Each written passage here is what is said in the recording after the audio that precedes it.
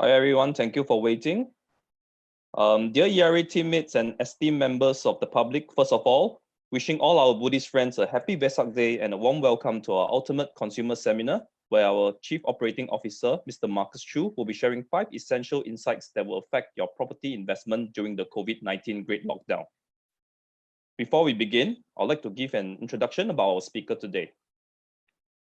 Mr. Marcus Chu is the Chief Operating Officer for ERA, the largest international real estate agency in Singapore with over 7,000 salespersons, and he's also an industry veteran with over 25 years of experience. Currently, Marcus helms the daily operations of ERA and plays a leadership and advisory role to our 200+ division directors.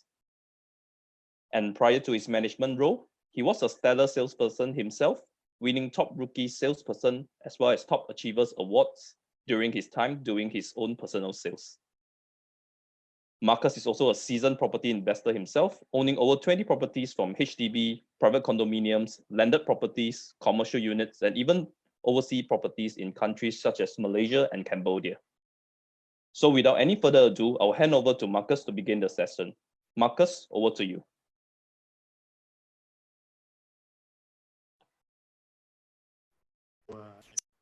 Customers and all my friends and agents that is currently online, and a happy Vesak Day to all of you. Well, this evening I will be sharing with you the 5 essential insights that will affect your property investments from COVID-19 Great Lockdown. Well, before I begin, I would like to extend an appreciation to all the back-end support staff who is currently making all these T-Talk series, Ultimate Consumer Seminar, success and possible for even during the public holidays. They really work very hard. And without their support, these sessions will definitely not be possible. All right, let me begin by also telling you that all the presentations here is for general information purpose, and it is not for specific investments objective and financial situations and the particular needs of any recipient hereof. So for all of you here who is listening to me, all right, please listen objectively, and you probably have your own views, and some of you here are even consultants and practitioners of your own rights. And I believe you possibly know more than what I'm going to deliver to you. So hopefully you'll be patient with me, and let me explain more about how I view the market. So it is solely my view, and you have to take it with a pinch of salt. And at the same time, I hope you enjoy these sessions. First of all, there's a saying, a rising tide lifts all boats. So that's the effect of a rising tide. Well, what about a lowering tide? It shows dead fishes. Well, if I look at it at the perspective of an investor, would you be very successful only when there is high tide, or you can thrive during high tide and low tide? So do you agree that this is the phenomenon in business and investment? So when there is good times, there is success. But what about when there is more challenging time, like now? 2020 is an unprecedented crisis, coronavirus. And this has caused global lockdown, and restrictions are therefore necessary to contain the spread of this virus. And this also unprecedentedly put a halt to many businesses and economy. In fact, the IMF reports in April says that the World Economic Outlook projects global growth in 2020 to fall below 3%.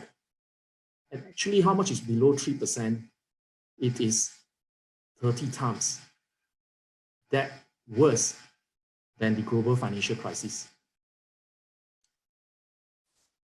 Impeding recessions for many advanced economies in 2020, said the IMF report. And Singapore is no short of bad news. Singapore 2020 growth forecast hit negative territory with further downgrades to between -4 to -1%. Guess what? The stock market turned wild. 7.3 trillion in value was wiped out since the high of February 19, 2020, in just 2 weeks of selling. So all of us have to fasten our seatbelt because the next wave of market shock is on the way. There will be earnings result for the next 2 to 3 quarters, earlier than the prevailing market consensus forecast, and there will be rising unemployment. Singapore layoff may hit even 100,000 in 2020 with unemployment at 4 to 5%. So what this means? Lots of uncertainty, isn't it? And confidence dropped. So the question is, are we heading for another global financial crisis? And what's the effect of a global financial crisis? Well, historically, property market will crash with the stock market. This is the Singapore Property Price Index. Well, let's take a look at the correlations between the stock market and the property market. The other line shows you the Dow Jones Industrial Average, which represents the US market. And this is the STI index, which is the Singapore Stock Exchange Index. So during the challenging times like the 1997 Asia financial crisis, the 2008 financial crisis, and currently COVID-19 crisis, well, you can see that the stock market actually dropped. All right, every time when there is a crisis. And the property market also plunged when there is a crisis. So what about now? 2020 COVID-19 outbreak. Well, I will review to you shortly. So the correlations between stock market and property market can be quite significant. All right, if we were to look back at 1997 Asia financial crisis, Dow Jones dropped a mild 11%. STI dropped 64.9%. Singapore Property Price Index drops 42.2%.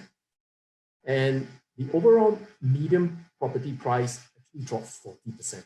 Well, take a look at the regions. They all fell big time. What about in 2008 global financial crisis? Well, Dow Jones Industrial Index, the world's largest economy, US, have dropped almost 50%. STI have dropped more than that, it's minus 58%. Property Price Index only dropped minus 4.7%. But then 4.7% overall in terms of median price, non-landed price index is minus 36.7%. That shows all the regions. For Central region, minus 27%, rest of the core region, minus 27%, and outside core regions, minus 16.2%. Well, what about 2020? Is history going to repeat again? Well, we look at the recent bottom in March. All right, the drop in the US market is minus 36%, Singapore is minus 30%, and property price index is minus 1%. And if we look at the different regions, all right, except for outside core regions, the rest of the regions is in negative territory. So how far can it go from here? Okay, let's study further. So we're expecting a property crash in 2020, similar to 2008. So what lies ahead is a big question mark. And today, I'm going to bring you some property insights here that probably will give you a clearer view of what is ahead. First, belief. Do you believe that crisis will not last forever? You do? Good.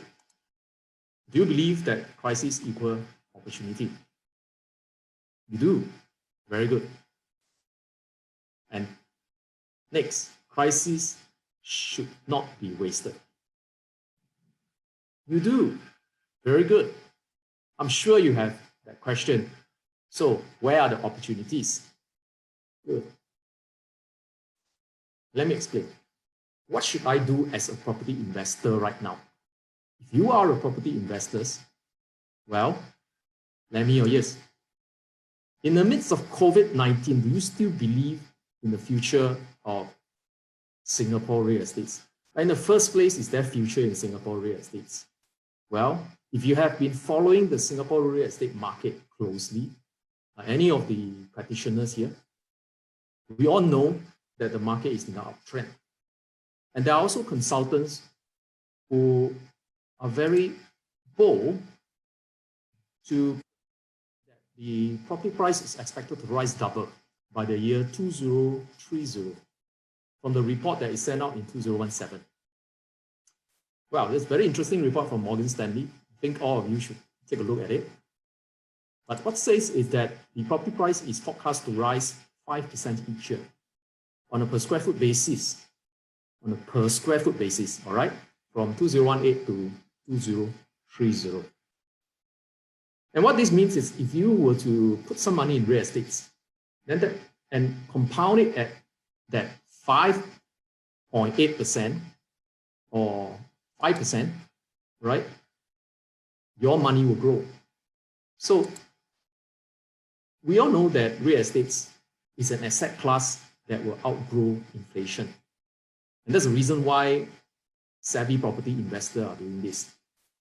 And at the same time, if you have put in 100K in 1998, all right, if we backtrack 10 years ago from 2008, okay, that 100,000 that you have invested in fixed deposit versus 100,000 that is invested in residential real estates, we have gone up to 209K for private property price. All right, if you look at the inflation, it's 135K, and if you just put into fixed deposit, you cannot even outpace inflation. So real estate's value actually outgrew inflation and fixed deposit.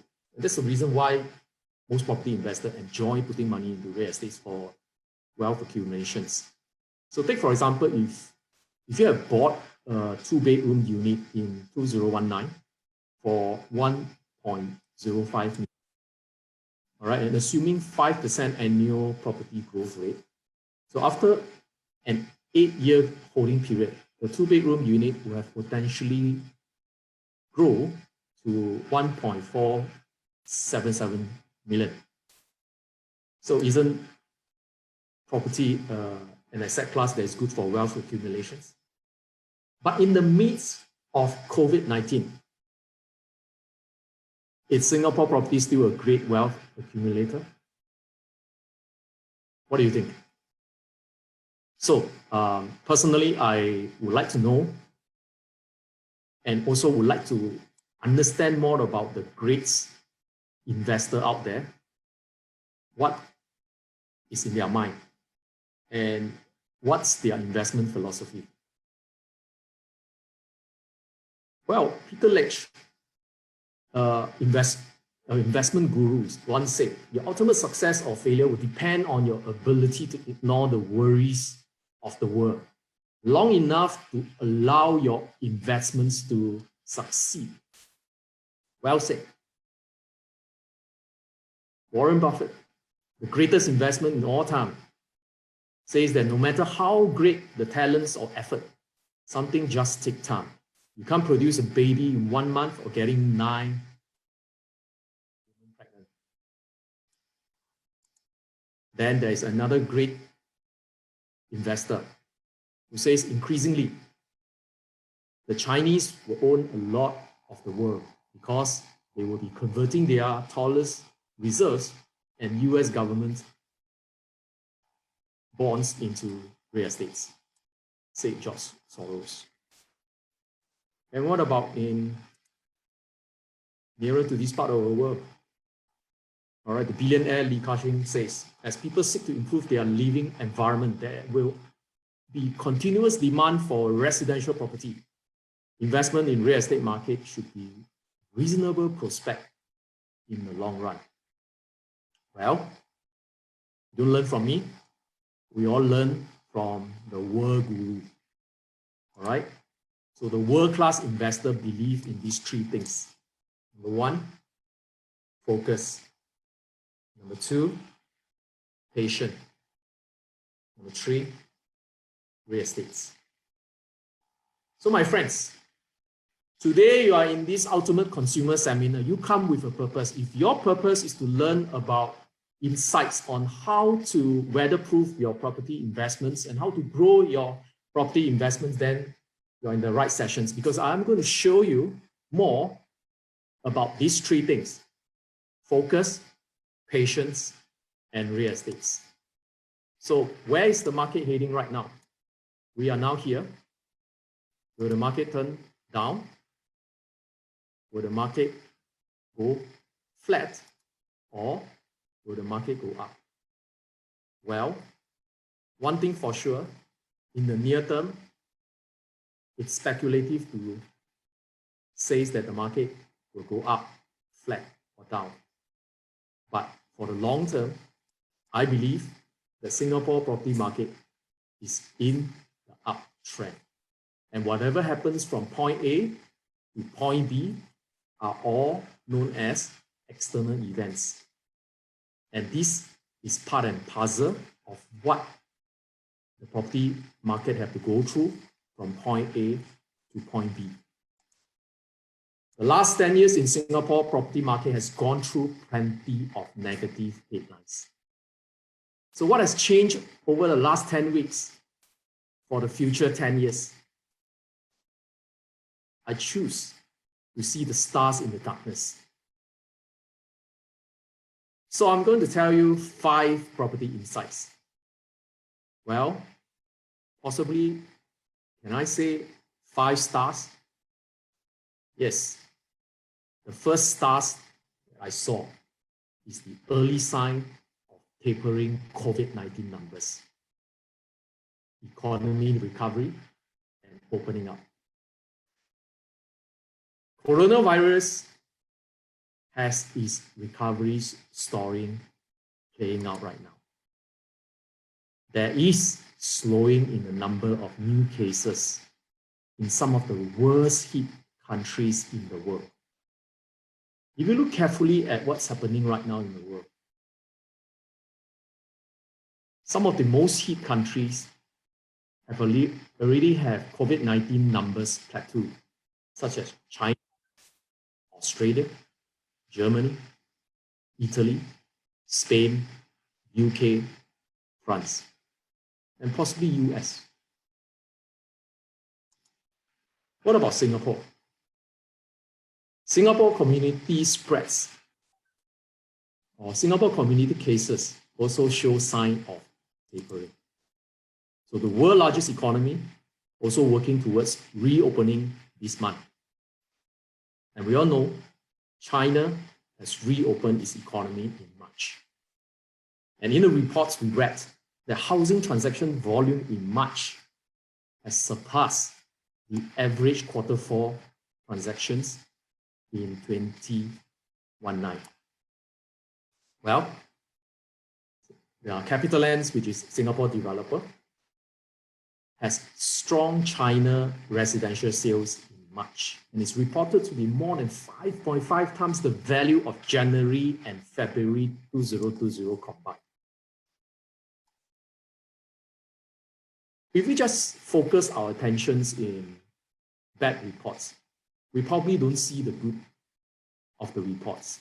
In the IMF reports, if I were to look at it, it is all red in the year 2020. But if you look at the year 2021, global recoveries is in all advanced economy. And global lockdown will also be followed by a great recovery. All right, notice that in the chart that is presented by IMF, all right, it is a V-shaped recovery in the year 2021. All right, the drop of 3% in 2020 will be rebounded back to 5.8% in the year 2021. So these are early signs of economy opening up and tapering COVID-19 numbers. But let's take a look at the early signs of global stock market recovery. Well, as we all know, there will always be a recovery, especially for the stock market, because stock markets is a place where all the businesses are listed. So businesses will not all be destroyed. Businesses will recover. Businesses listed in the stock exchange and the stock price will also recover. And these are the histories of the bears market and the recovery. It shows the S&P 500 total returns from January 1926 to December 2019. Well, if we look at it closely, the durations of the bear market is only a small percentage as compared to the super bull run after the bear market. So the last bear market that we have seen during the global financial crisis lasts for 16 months. But the recovery is astounding 130 months with a growth of 451% in stock price. So a quick V-shaped economic recovery could be on the horizon, judging by the central bank data from China. Well, says who? JP Morgan. And most people feel that the world will recover from COVID-19 in 6 to 12 months. This is the online survey done by the consumer panel. All right. And the market is always forward-looking and behave like a 6-month barometer of the future. All right. There is always sign of early recovery in the global stock market. It's already playing out. All right. Signs of global recovery in the S&P 500. The US market has already recovered more than 50% from the losses that has incurred since the peak at 19 February to the last low on 23rd of March. This amount of losses has been recovered more than 50%. To be exact, S&P 500, the plunge is 34% over a period of 33 days. All right. The rest of the stock market in the world, all right, the NASDAQ, which is the technology base of the US stock market, has plunged 30%. Dow Jones plunged 37%. Nikkei 225, the Japanese market, has dropped by 31%. Shanghai stock market dropped by 15%. STI dropped by 31%. FTSE 100 London market has dropped by 33%. Hang Seng Index dropped by 25%. That was the last low in March 23rd. Is that the lowest? We all don't know. But we know that currently, all right, based on the numbers that I have generated on the 26th of April, the market has recovered 60% from its losses, all right, for NASDAQ, 52% for S&P 500, Dow Jones 48%, Nikkei 37%, all right, STI 32%. And this is also in the short span about 1 month. So as you can see, market plunge, market recover. It's a normal phenomenon for any kind of crisis. So there are also more signs of early recovery. All right. If you are a savvy investor, you will also be tracking the VIX volatility index. This will show the level of stock market risk, fear, and stress. It has gone past 82. All right. Used to be a norm of less than 20. All right. And currently is hovering around 30 to 40. All right. It has dropped by a whoopee 56.5%, which means now the global stock market has recovered from its worst fear. And investors are more daring right now. All right. And are more willing to take risks in the stock market. But having said something about stock market, there are some relationship between stock market and property market, which I want to elaborate further. All right. So what caused a stock market crash? All right, my friends. Number one, reasons why a stock market crash is there's a big rush to convert paper assets into cash during a challenging time. You know, most of the fund managers will sell and must find reason to sell. And there are reasons, and COVID-19 is a damn good reasons to liquidate their positions. And because of the big rush to the exit, there will be a big plunge in the stock market. So in terms of uncertainty, the investors prefer to hold cash because you can always come back to buy the liquid asset at a lower price later if you have the belief that the market will drop to a certain level. The second reason why the stock market plunged is because of forced sales. It's called margin calls. All right. So in the financial market, there is margin call. Okay, because investors, especially big-time investors, they don't just buy into the market with cash. They buy using leverage cash. All right. So beside cash, they also borrow to go into the market. And once that amount of equity fell below the margin requirements, the forced sales at a lower price will come in. It's forced sale. You can't do anything about it. I mean, if you are in that positions. So there are losses because of margin call from the billionaires. Haven't you read about the former Singapore billionaire, OK Lim, oil giants files for bankruptcy? Why? Because of margin call. Haven't you heard about the ultra-rich China tycoon who lost millions in investing in Singapore REITs over a fortnight? Why? Because of margin call. Haven't you heard about the losses from private banking customers who lost millions in structured notes? Why? Because of margin call. So my friends, during big downturn, there are big margin calls, and there will be more short seller of the market that will make massive gain from shorting the market. And these same bankers that sells the products to the billionaire, to the millionaire, are shorting the market at the same time. So property market is a little bit different from the stock market. Number one, stock market has no cooling measure. I don't recall any TBS error in the stock market. And I also don't recall any kind of SSD in the stock market or any kind of ABSD in the stock market. But all of the above are in the property market. So with TDSR in place, most property owner can afford to service mortgage under normal conditions. And cash type property owner are helped by the government proactive support package also, which I will elaborate later.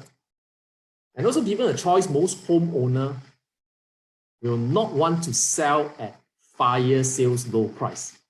If you are a buyer in these sessions right now, you probably ask, are there a lot of fire sales? And I'm going to disappoint you by telling you quite difficult. Okay, let me elaborate further why. Okay, this chart shows you the amount of stamp duties, additional stamp duties, all right, ABSDs that is collected by the Inland Revenue. Okay, at this mark here, okay, it shows that there is more buyer stamp duty collected as opposed to additional buyer stamp duties. This means that there are more buyers that enter the market, all right, since 2017, and they are all first timer. Therefore, they do not have to pay ABSD. So the minimum margin, looking at margin call as per the stock market, is 25%, all right? And that 25% is the down payment for the first timer, isn't it? So you got to ask yourself this question, all right? For any fire sale to happen, will price fall below 25% from the current level in 2020? And with TDSR, many owners who bought properties, multiple properties, all right, cannot take loan. So what margin call are we talking about if there's no loans? All right, and TDSR also act as safety margins for most property owners. So the question is, will foreclosure of asset rose with mortgage defaults in 2020? Well, firstly, I got to tell you, I wish to go to the auction house right now, but because of circuit breaker, all auctions were stopped also. All right, and I closely monitor auction sales also. There are foreclosure listings, but there is only very few transactions. Okay, the good listings are usually sold even before auction. That means in the open market, where our agents advertise their property. All right, and you as buyer, you have to be, you are a consumer, and if you are a buyer and property investor, you have to be very watchful on all the advertisements. All right, any of the good deals that comes to the market, you probably already snatch it. If it's not you, if you're not watching the market, those who are watching the market has already bought it. So whatever that's left behind that is coming out for bank sales may not be the listings that you want to buy. All right, and at the same time, there is very little transactions. Okay. That's say about residential property. How about commercial and industrial property? Same thing. There are listings, but very few transactions. So that sums up for, are there a lot of fire sales out there? The answer is no. Now, Singapore property market in 2020 will not behave like 2008 global financial crisis. That's the third star that I saw. And this is what I have to explain to you. Let's relook into the historical boom and bust of Singapore property market. All right, back in 2008, the price index dropped by 4.3%, well, as I have shown you earlier, and the new homes volume had dropped by 64%, all right, to 4,002 in 2008, as compared to the previous 3-year average of 11,600 per year. Okay, and if we look at the price corrections, all right, in terms of the different regions, core central regions experienced the biggest drop, which is -27%, and followed by the rest of the core region -27% or so, and the outside core region is -16% before a sharp recovery in 2008. So the down time for the global financial crisis in property market only lasts for 4 quarters. All right. And what is the possible cause of 2008 property price corrections? Was there an asset bubble in 2008 during then? Well, I have to explain to you this, is that during then, in 2008 and 2007, in the build-up of the asset bubble in 2008, there is high GDP growth. The economy in Singapore is doing extremely well. All right, the GDP back then is at 9%. And back in 2004, can you remember the announcement of the 2 integrated resorts? And because of that announcement, it fueled very strong tourism, jobs, and foreign investments. All right, and the property price index actually grew 44.4% in 4 years, from 2004 to 2007. So before the crash in 2008, everything is so rosy. Take a look at this high GDP, announcement of IRA, and property market, all right, it's so hot, and developer rush to buy lands via GRS and also en bloc sales. And you could have remembered, all right, then in 2006 and 2007, there was the en bloc boom, all right, that sparked the interest in the core central regions. And there's a large influx of foreign buyer during then from 2004, all right, all the way to 2007, because to them, Singapore property price is undervalued. And that drives up the asset price, especially the high-end property market. All right, having said that, is also one of the main reasons is because there's no prudent cooling measure. All right, all the way from 2004 to 2008. All right, the asset inflation is caused by all the foreign fund investment. And there's no price up protection for local and little deterrent against speculations, all right, during that period of time. And there's also very easy access to credit, all right. Anybody can borrow, all right. You can borrow up to 80% back then, or possibly even for some high net worth can go even more than that. All right, how about oversupply? Yes, during then, in the year 2008, a staggering 44,000 of unsold residential unit that has already been launched, all right, at the end of 2008. And that corrections that last for 1 year, all right, followed by a sharp recovery in Q2 2009. So once again, from 2009, all right, all the way to 2013, guess what? There was another asset bubble, all right, because of the effect of the global economic stimulus that's introduced during 2008 financial crisis. Remember that quantitative easing that the US, the European Union, the Britons, the Japan, and all over the world government is trying to rescue the global financial crisis. And then interest rates have plunged globally. And then asset inflations by foreign fund investment and investment outflow from China to all, including Singapore assets. If you recall that history from 2009 to 2013, all right, the run-up in prices actually is ahead of household income. All right, that price index have grew by 31.6% in 2003 to the last row in 2008. All right, but if you look at transaction volume, it has grown by a humongous 66.5%, okay, to 22,000 units in 2013. And household income only increased by 24%. So the run-up in prices actually is way ahead the household income price. And during then, there was election. And can you remember then the decisions by the government after the 2011 watershed elections? The government says that the free and open housing policy no longer feasible in the face of cheap money. What is cheap money? QEs. So what this means is governments also realize that the cooling measure is not enough. The cooling measure from 2009 to 2012, ABSD for foreigners was only introduced in December 2011, followed by December 2012. The deterrent against short-term speculation, it takes 3 times SSD from 2009 to 2011. And then it's also easy access to credit, all right, into 5 checks. 5-ton LTV review, but no TDSR yet.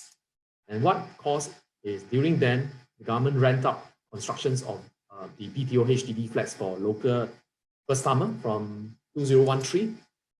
And then ever since, more stringent cooling measures from 2013 all the way to 2019. You know, TDSR was introduced, MSR was introduced, ABSD introduced, more stringent LTV was introduced. And those are history, and additional cooling measure is to ensure a stable and sustainable property market. All right, so government have all this in place right now since 2013. Anti-speculation curve, prudent credit limits control, and prevent asset inflations from local and foreign investments with ABSD. And most recent, you also read about the authorities are also putting into stricter, more penalties for housing agents and housing agency on anti-money laundering. All right, and all this is to prevent, okay, that the property market, all right, is a stable and sustainable one. So will Singapore property market crash in year 2020? Well, this is the golden questions. Firstly, I have to say that there is no asset bubble from 2014 to 2019. And Singapore property market is in close watch by the government. Seriously, close watch by the government. So take a look at the efforts that government has implemented from end 2013 till now. Okay, from all the cooling measures that is put in, the private home price growth by 4.5% actually lacks the economic growth of 16% from 2014 to 2019. All right, so it is not ahead of the economic growth. In fact, home price growth lacks economic growth. And private home price growth also lack household net worth growth from 2014 to 2019. This is actually good news for property market because it is suppressed by the cooling measure. it is not inflated and there is no asset bubble.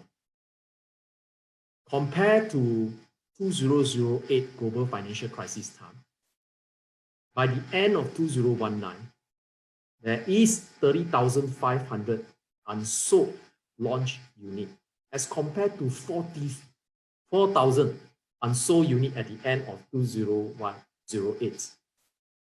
So, my friends, do you see the difference?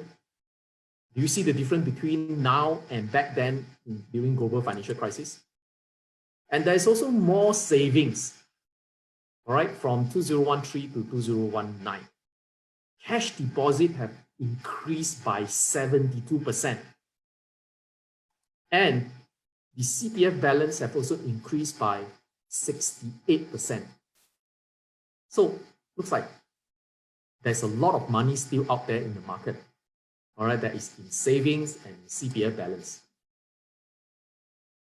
Well, the minister have said this: if they have not introduced all these stringent cooling measures, all right, especially the last few one that we have experienced since, all right, 2013 and 2018, property price would have increased by up to 15% in 2018, all right, without cooling measure.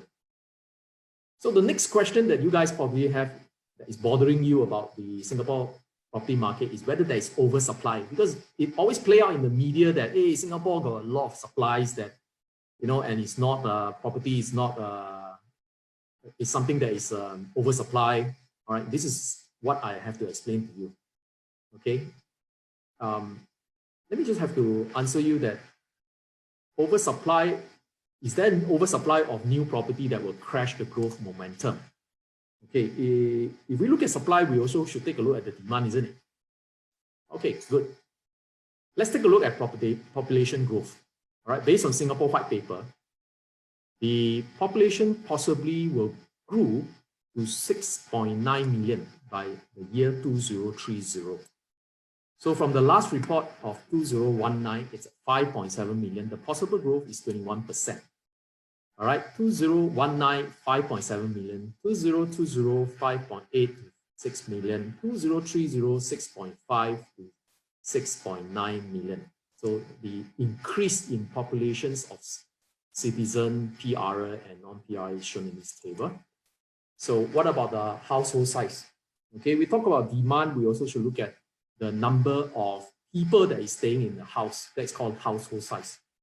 Household size will continue to shrink, all right? Primarily because Singapore fertility rates is down. Okay, because of low fertility rate, there's also rising number of singles. All right, it can be due to aging populations. The older, more matured individual would prefer to stay, all right, alone, all right, instead of staying with their children. And aging populations prefer to stay alone. And there's also the increase of singles, and there's also the increase of divorcees. So all these will contribute to lower household size. As we can see, back in 2019, the report says the household size shrinks to 3.16 as compared to 20 years ago.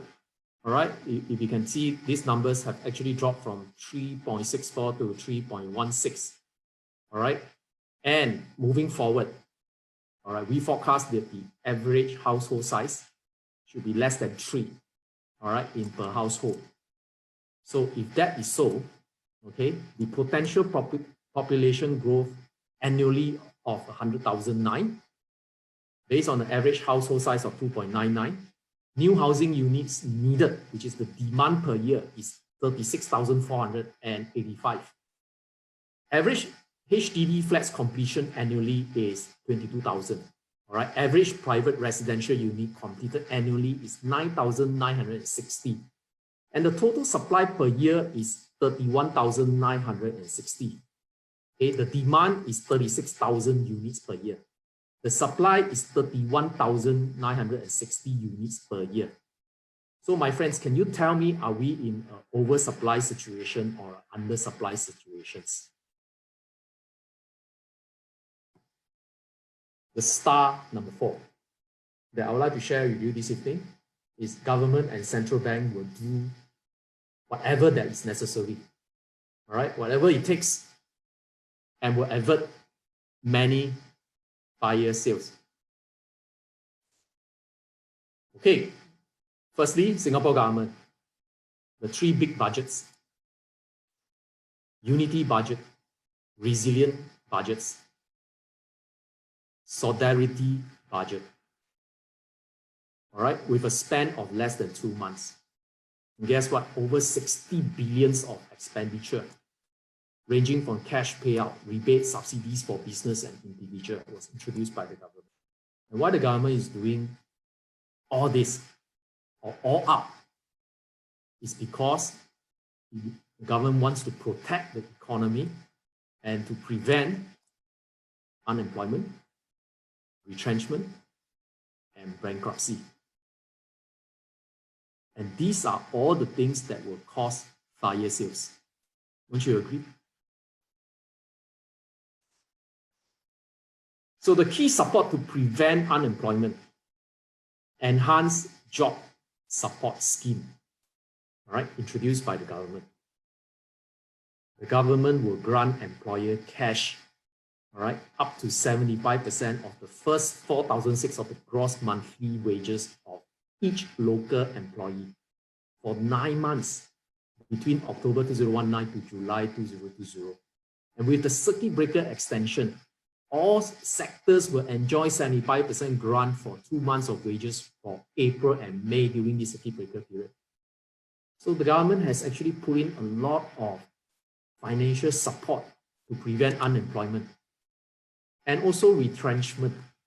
On top of that, there is the enhanced job support scheme, all right, which comprises of upgrades, training, and skill of employee, all right, the skill future funds, and also redeployments of employees.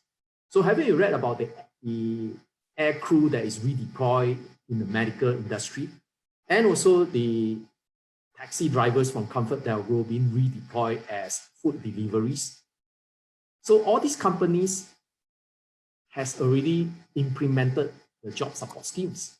And there's also key support to prevent bankruptcy. There's also the self-employed persons income relief schemes, the workforce income supplementary scheme, COVID-19 support grant, and corporate tax rebates. So much that the government has done to support the economy. The MAS and the banks have also come up with more support plans, particularly for property owner. So if you look closely at the support given by MAS, individuals with residential property loans may apply for respective bank to refinance or to defer their principal payment, or both principal payment and interest of up to 31st December 2020. And more than 17,000 applicants to defer their mortgage payment as virus hit home. There are also refinancing and deferment that is not subjected to TDS-RR. You know, borrowers can extend and maximize loan term so that repayment is minimal. And it's 30 years for HDB flats and 35 years for non-HDB property. So if you have read the news yesterday's, just in, more measure for the property sectors, all right? And the deadline to dispose first property is now 1 year, all right, to avoid the ABSD. So only for purchases during circuit breaker, the couple's second residential property was jointly purchased on and before 1st June 2020. Well, so that will prevent a hurried sales or a fire sales. And the good news for developer is developer also get a 6-month extension on ABSD remission deadlines. And what this means to all you guys who are looking for fire sales in new home sales, I think it'll be quite difficult.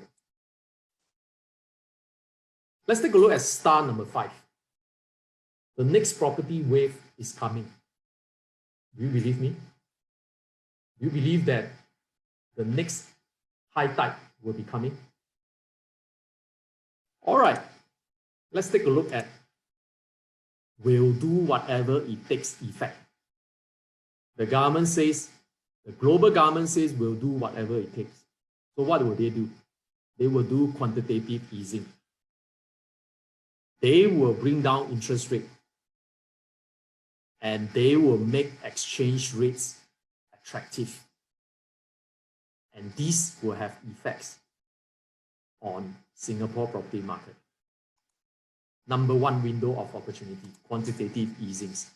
The QE1s, the 2 and the 3 last from 2008 to 2015.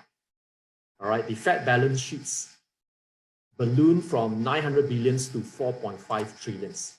The QE4 is already here.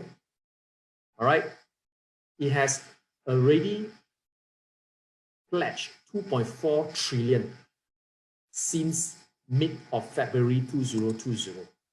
So what is the QE4 effects on Singapore property? We all know that it's not a good thing to hold on to cash if there is massive money supply environment.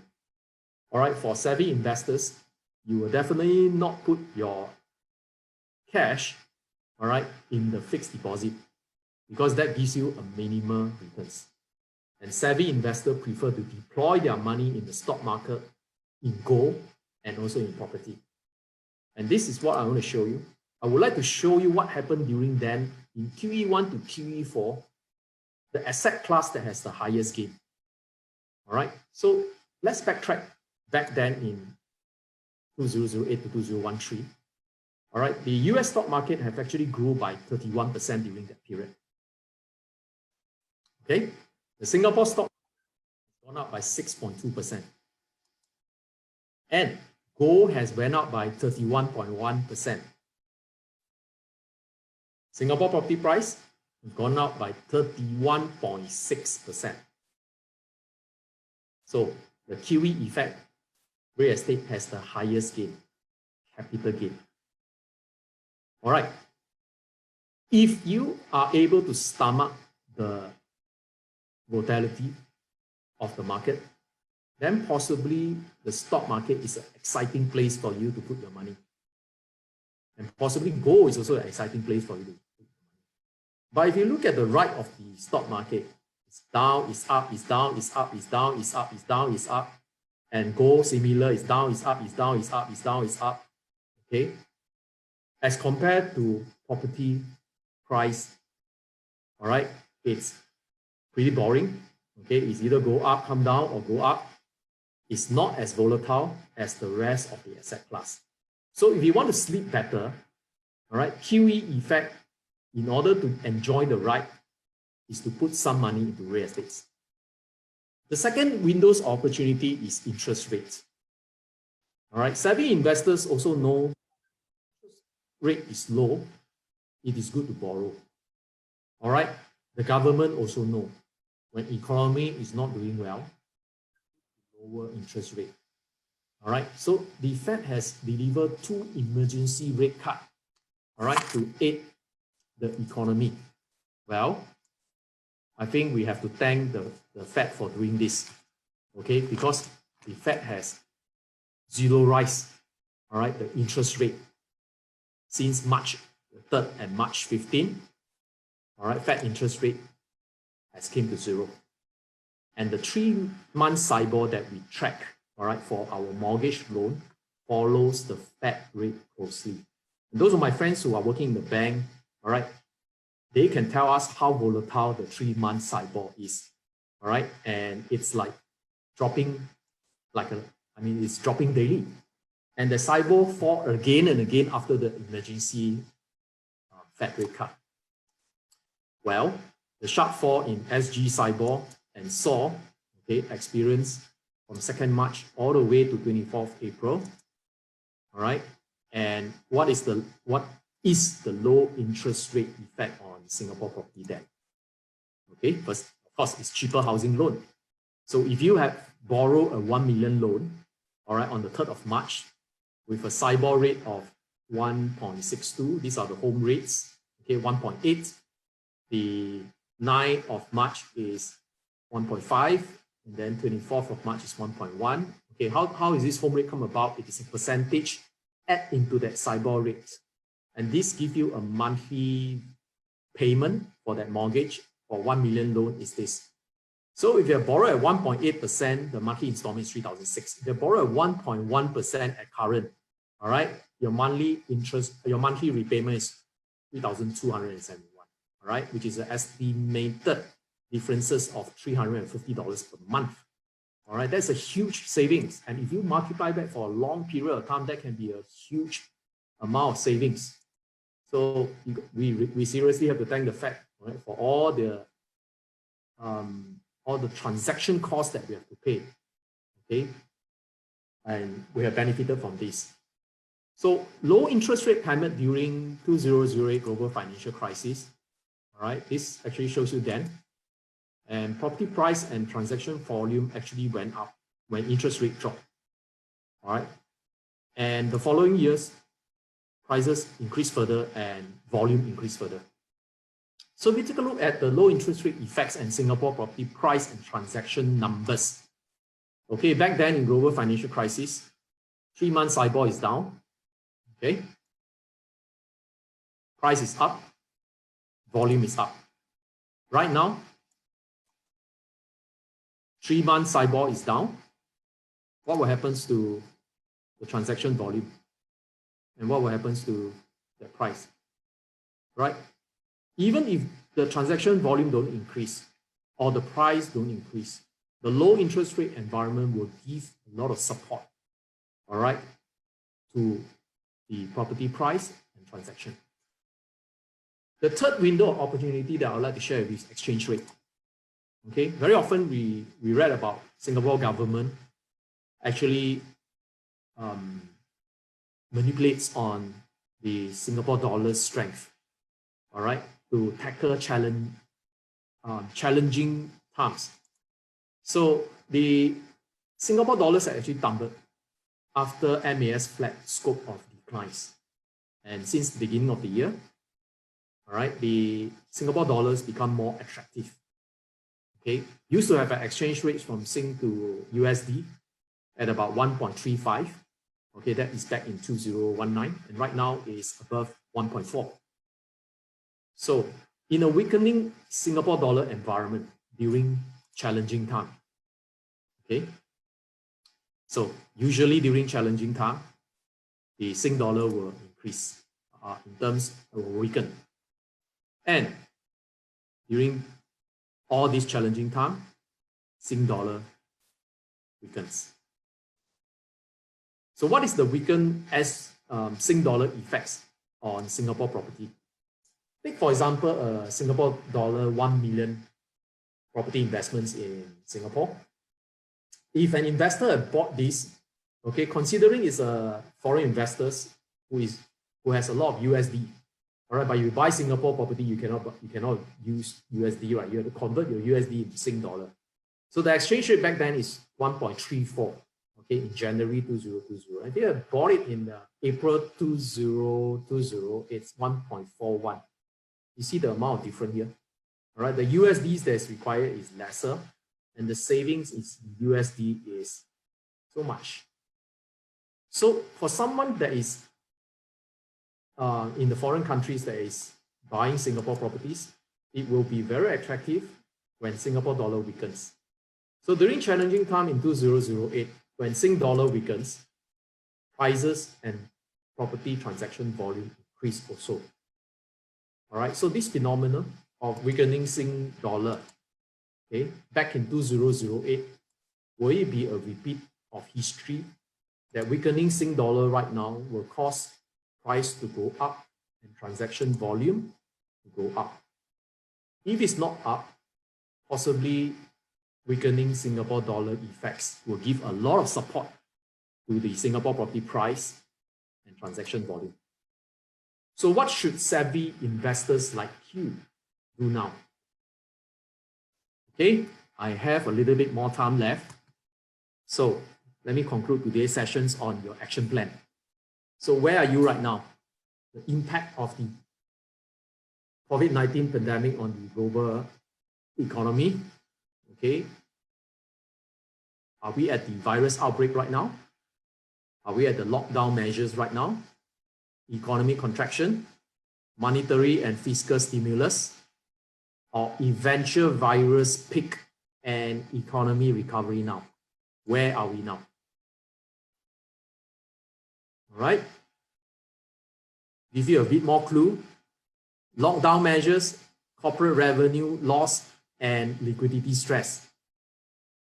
Then came market sell. All right, economic contraction, monetary stimulus. Then comes market stabilize, and if outbreak persists, more stimulus may be needed. So where are we now?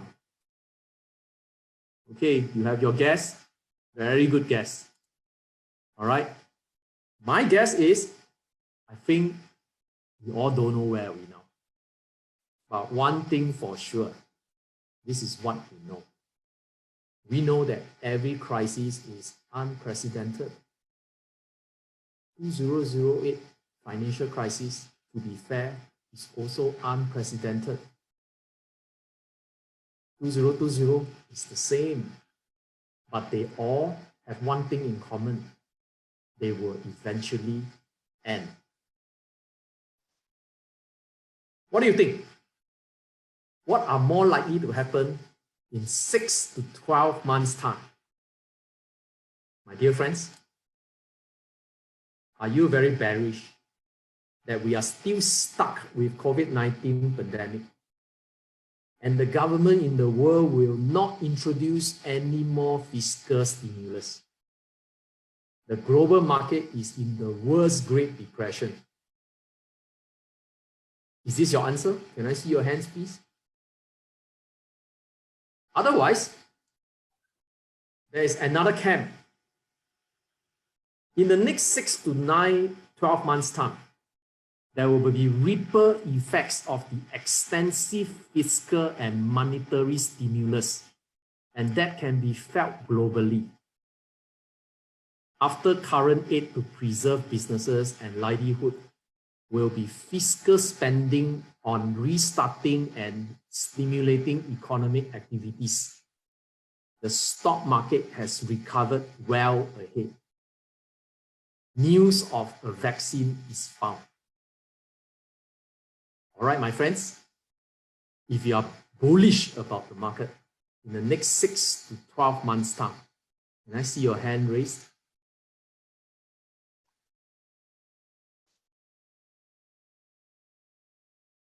Very good.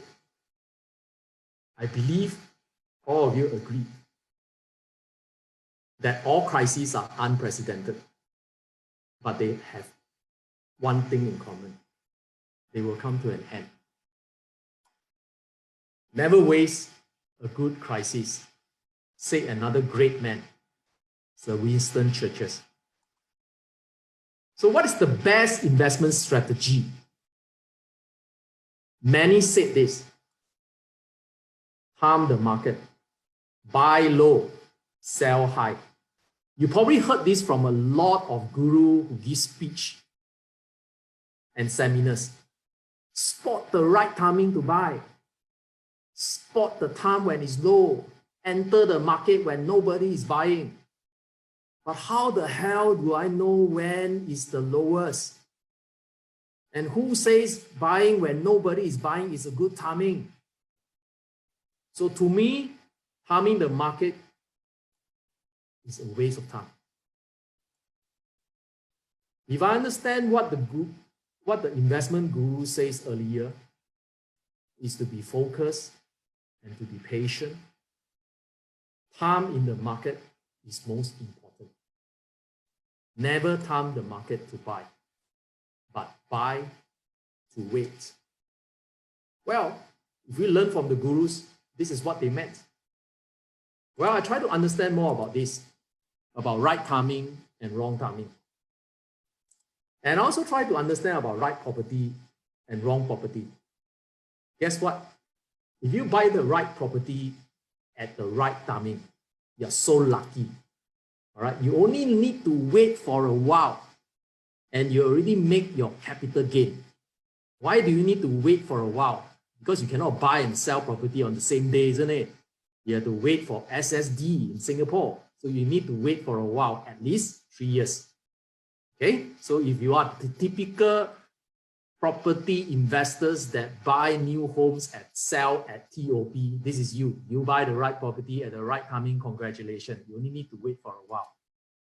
But if you are someone that bought a right property at wrong timing, you only need to wait a while more. 等多一下. However, if you bought something at the right timing but wrong property, then you have to wait long. All right, you have to be more patient. But eventually, you will still get your gain. But what about if you buy a wrong property at a wrong timing? Well, then you have to wait long. 要等久久. But there again, as long as you are patient, you will still get back your money and possibly even capital gain.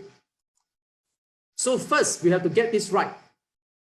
Property investment is for those who have financial capability. And I say it again, you must be financially right. It is never a saving plan. Property investment is not about saving. Property investment is about investment. And property investment comes with risk. But there again, you don't need to wait to invest if you are financially right.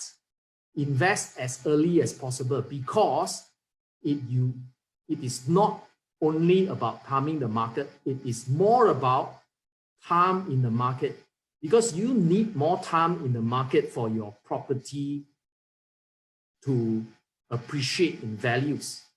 And this asset class is something that requires a longer time.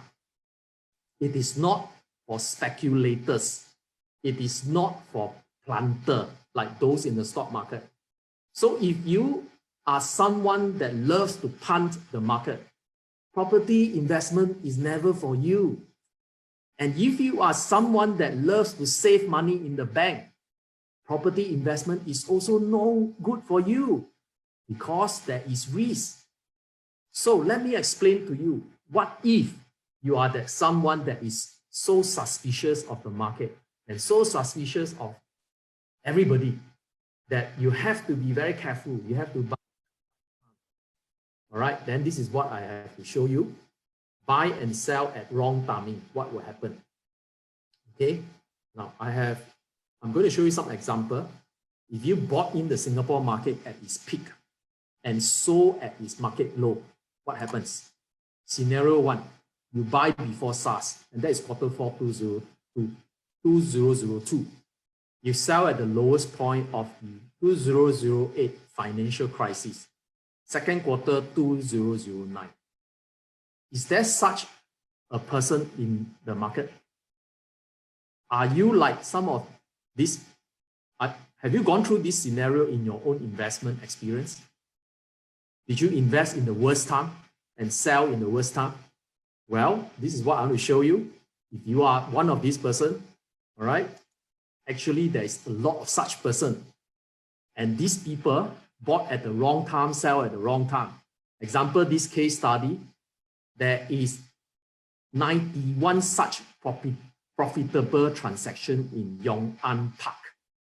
All right, and this guy bought in 26th of November. And that is before SARS. And so in 7th of May 2009, and that is at the bottom of the global financial crisis. Guess what? Stupid, isn't it? Buy at wrong timing, sell at wrong timing. This person made 560,000. Only 560,000. So stupid. And there is a profit of 75%. So low. And a holding period of 6.6 years. So long. For making a mistake of buying at the wrong timing. So I'm trying to show you that even if you're buying the wrong timing, buying before SARS, sell at the lowest point of the market, the investors still make a whoopee 560,000. So this concludes one observation, which is the new low in 2009 is higher than the previous high in 2002. The new low in 2009 is higher than the previous high in 2002. So if we were to look at scenario 2, okay, I give you another scenario, which is buy at peak before 2008 global financial crisis in Q2 2008 and sell at the lowest point after 2013 TDSR implementation. Okay, there is transactions, all right, from this owner, this buyer who bought Belfort, okay, on the 5th June 2008. All right, that is before the global financial crisis, and then sold it at the low after TDSR implementation in 2013. That is 30th May 2017. Okay, what kind of profit? Only 280,000 profit for making a mistake. Holding period 8.9 years, 32.18% profit. Okay, bought before global financial crisis, sell at the low time of TDSR implementation. So conclusion, the new low in 2017 is higher than the previous high in 2008. The new low in 2017 is higher than the last high in 2008. Scenario number 3, buy right before 2018 cooling measure. So remember Q2 2018 cooling measure, all right? In July, there was a raised ABSD and LTV. All right, suppose if there's another scenario, if someone bought a property during that, all right, at the run out of the market again before the latest cooling measure, and right now with COVID-19, what will happen? Will the next new low in 20XX year higher than the previous high in 2018? All right, we have seen that the new low is higher than the last high for scenario 1 from peak to trough. And from peak to trough for scenario 2, there is capital gain. What about now? Will price have the similar pattern as compared to scenario 1 and scenario 2? So far from Q2 2018 all the way to Q1 2020, price have actually increased by 2.1, actually 3.1%, but it's down 1%, all right, during Q1 2020, so a net increase of 2.1%. So where is the market heading now? It's always darkness before dawn. So we all know about this. So you know, 1998, there is a Asian financial crisis. Okay, this is the property price index. It came down minus 42%, all right, from 1996 to 1998. But before that, it recovered 34% from 1998 to 1999. So 2008 global financial crisis, it came down 4.7% and it rebounded 34.1% from 2008 to 2012. And TDSR effect has dropped by 10.4% from 2013 to 2016. And have rebounded since and recovered 11.9% from 2016 to 2019. So there is a common market behavior here is that, you know, whenever there is a market drop, there is a market rebound. So for scenario 3, if someone actually buys before the cooling measure here, and then after that, the July cooling measure implement, the buyer already enjoyed 3.1% price appreciation in Q4 2019. If not for the economic contraction and also COVID-19, all right, the price now have experienced minus 1% drop. Okay, what do you think? Do you think that the property markets will plunge from here? Can I see your hand? Very good. It will plunge. What about those who think that from the support of all the government markets and financial stimulus, the property market is well supported and it will be stagnant for a while? It will not increase, it will not drop, but it will be stagnant for a while. Okay, quite a lot of you. And what about those who think that, no, I think that the property market will increase from now. Wow, you're so bullish. All right. For all of the above, if you think that the market will dip, if you think that the market will stagnant, or if you think that the market will go up, congratulations. I think all of you are correct. Because ultimately, whether the market dip, whether the market goes stagnant, or whether the market will increase from here, it will still come to the same point. The long-term outlook of Singapore real estate hasn't changed. What has changed is your temperament. The market has not changed. The market has mood. The market has its bad mood, but the market has not changed. On the longer term outlook for Singapore real estates, it is in the uptrend. There are so many reasons why it's in the uptrends. So the past 10 years of Singapore real estates will not be affected by the past 10 weeks of bad news. And similarly, the next 10 years of Singapore real estates will not be affected by the next 10 weeks of bad news. I would like to conclude the sessions today by saying this. Someone is sitting in the shades today because someone's planted a tree a long time ago. Say Warren Buffett. And it's true. Singapore properties market has been there for a long time. For as much as I started investing in Singapore property market in the early 90s until now, I've seen many cycles. I've seen many ups and many downs. And I've also seen many investors that have made a lot of money in real estate. And I've also seen investors that bust in the real estate. There is greed that kills. There is also fears that deprive you from reaping and enjoying the rights of the property market. However, there's one thing for sure that I want to share with you is Singapore property market is not made up by people like me and you only. It is made up by the authorities. It is made up by the global market, the global economy. It's also made up by the global investors.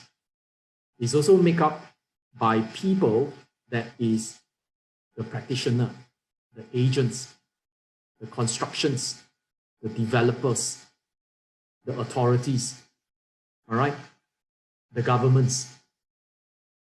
And these are all the people that has created the market where it is today. And today's market is just another external events that is experiencing. From point A to point B, eventually we will still be in the upmarket trend. All right, for that, ladies and gentlemen, I end my today's presentations. Thank you very much.